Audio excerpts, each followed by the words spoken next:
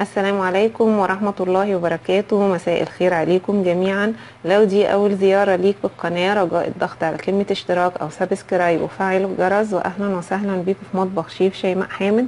والنهاردة هنعمل مع بعض طريقة عمل الخبز الأبيض أو الخبز الشامي بطريقة ظريفة جدا وهتعجبكم.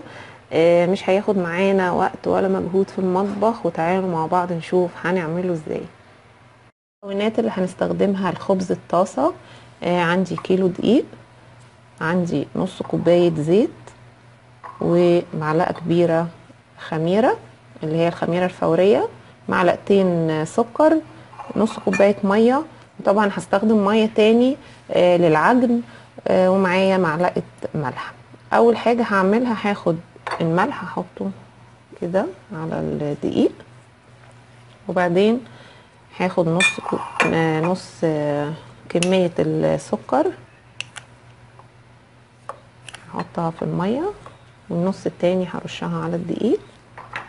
هاخد كمان الخميرة هحطها في المية عشان اعمل تيست للخميرة.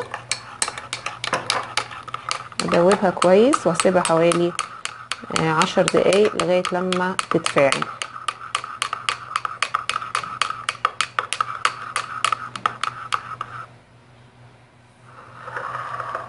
خلاص الخميرة اتفعلت بزيادة يعني ما شاء الله. هحطها وهحط الزيت،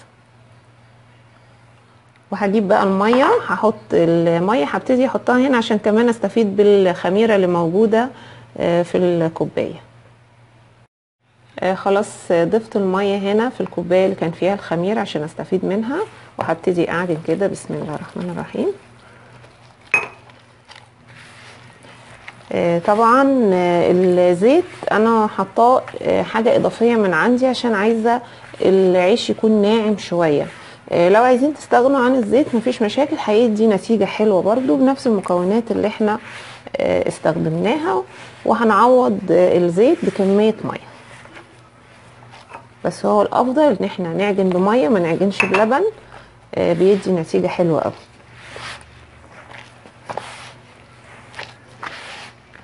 احنا عايزين العجينة تكون طرية، بس مش طرية قوي، ومش عايزينها يابسة خالص.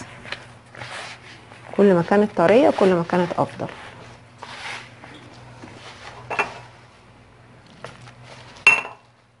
خلاص كده.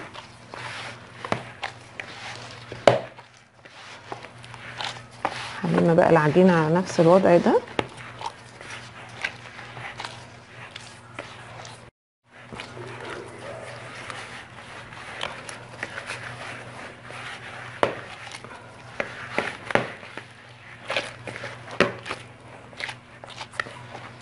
هاخدها بقى اكمل عجنها على الرخامة. هبتدي اعجن كده. اهم حاجة بقى العجن كويس قوي في العجينة.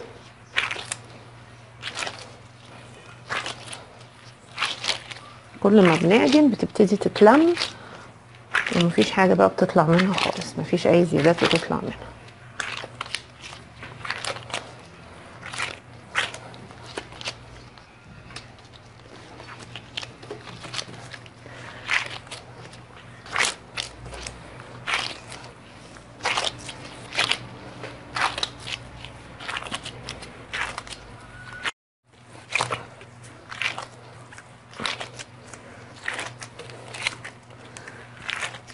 خلاص كده اهي كده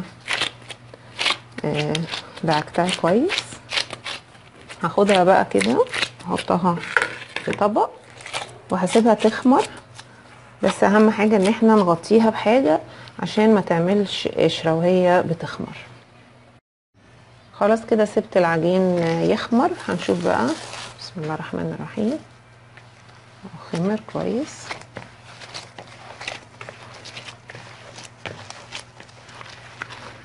هبتدي بقى اقطعه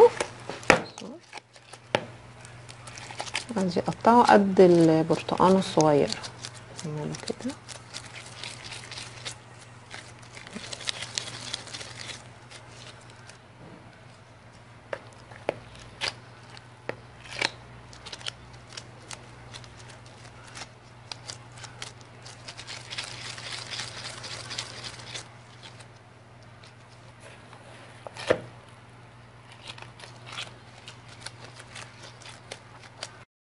خلاص كده خلصت الكمية كلها.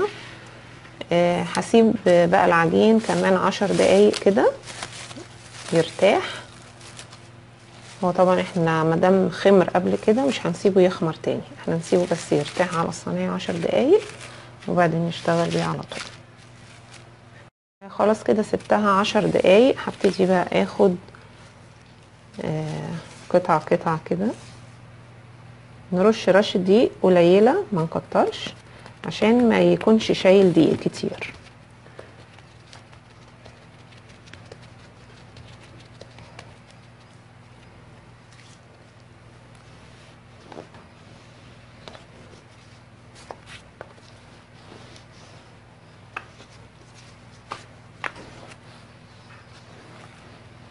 هنفرده بس ما نفردوش قوي عشان يكون في سمك بسيط، حوالي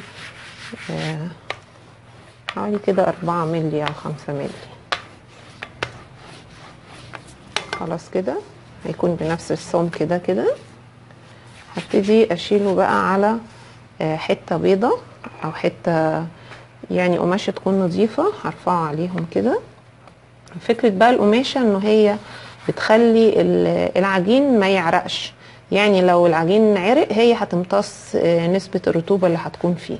هوريكم بس فكرة ان احنا بنفرد العجينة ازاي بس عشان تنتبهوا ليها.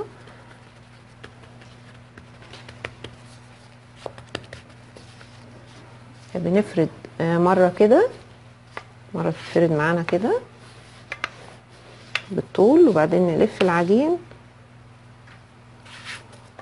نفردها مرة تانية كده. كل ما نحاول ان احنا نعكس بنفرد، لما بتتعكس بتطلع معانا مدورة.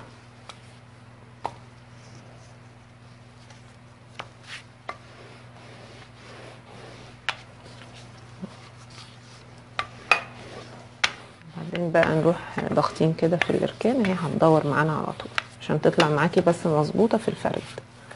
هكمل الكمية كلها، وطبعا بعد ما اكمل الكمية كلها برجع تاني اغطيها بقماشة. يعني ممكن نعمل فاصل قماش، ونحط قماش ونحط تاني طبقة تانية ونحط قماش، ما نقلقش يعني ما نحط كله على بعضه، بس اهم حاجة يكون في فواصل كده بالفوط. خلاص كده خلصت الكمية كلها، ده اخر واحد. طبعا لازم نعمل الكمية كلها مرة واحدة ونسيبها بقى مرتاحة كده، بحيث ان هي كل ما احنا بنشتغل في الجزء التاني بيخمر. كل ما بيخمر كمان بيدي نتيجة كويسة قوي. هنا خلاص انا اهو عملت الكميات وبرده حاطه تحت بعض اهو. هناخدها بقى على الطاسه على طول. ما اكون دهنها زيت، ادهن بيها بس كده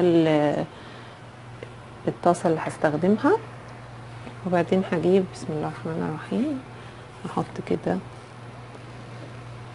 احط حوالي 10 ثواني بالظبط الناحيه دي كده، والفه على طول على الناحيه التانية.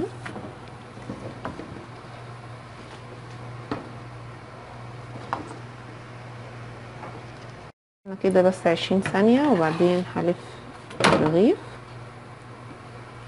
بسم الله الرحمن الرحيم.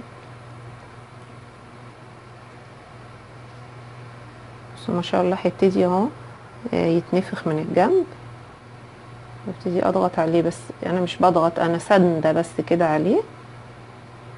لما بسند عليه بيبتدي البخار اللي جوه يتوزع في الرغيف كله اهو. ما شاء الله شايفين شكله عامل ازاي بعد ما اتنفخ. احاول بقى ان انا اجيبه كده في جناب الطاسه عشان يستوي يكمل سواه. بقلب كده الطاسه بيه بحيث ان هو يلف مع جناب الطاسه كلها. هلفه بقى الناحية التانية كده ياخد الناحية التانية لون. بسم الله الرحمن الرحيم.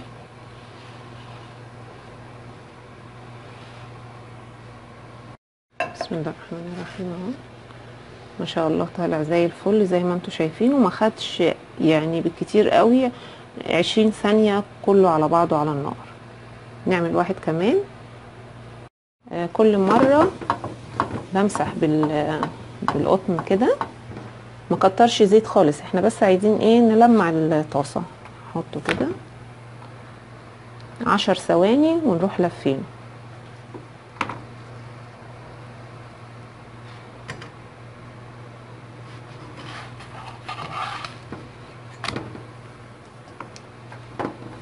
عشر ثواني كمان ونلفه تاني.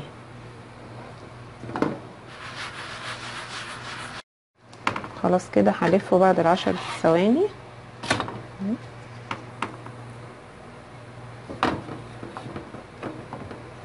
هنلاحظ على طول ان هو هيبتدي ينفخ من الجناب.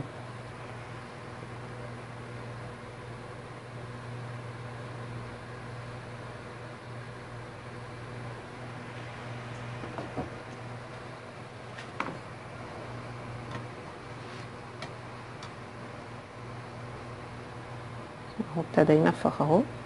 ببتدي اسند بس عليه المعلقة كده، لما بسند عليه بتساعد على انه يتنفخ الناحية التانية. هلفه بقى كده عشان الاطراف بتاعته من تحت تستوي معاه. بعدين نلفه الناحية التانية.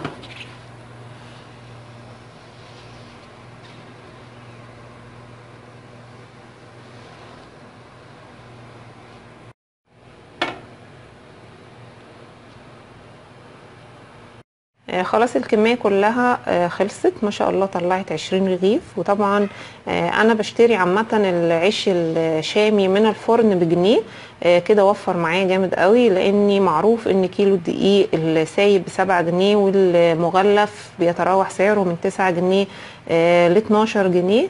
مهما كان في توفير طبعا، حتى لو سعر الدقيق غالي شوية في توفير جامد. وكمان الطريقة دي بتنفع في الازمات، يعني احيانا بنلاقي ان العيش خلص عندنا والوقت متاخر، مجرد ما وقفنا نص ساعه خلصناه على طول، ما خدش معانا وقت. عايزاكم بقى تجربوا الطريقه وتقولوا لي رايكم. وهحط لكم الفيس بتاعي تحت صندوق الوصف على طول. هحط الفيس بحيث ان لو حد عمل فيكم طريقه العيش يا ريت تحطوها عندي في اللينك اللي هحطه لكم في الفيس. هفرح جدا، وانا عارفه ومتاكده ان كل واحده هتخش النهارده المطبخ وتعمل العيش ده هتتبسط جدا بالنتيجه، وخصوصا اول ما بيبتدي يتنفخ معانا على الطاسه بتكون فرحه جميله جدا. صدقوني هتفرحوا وجربوها وقولوا لي رايكم. لو عجبكم الفيديو ما تنسوش لايك وشير وسبسكرايب للقناه وفعلوا الجرس عشان توصل لكم كل وصفاتي، واشوفكم على خير.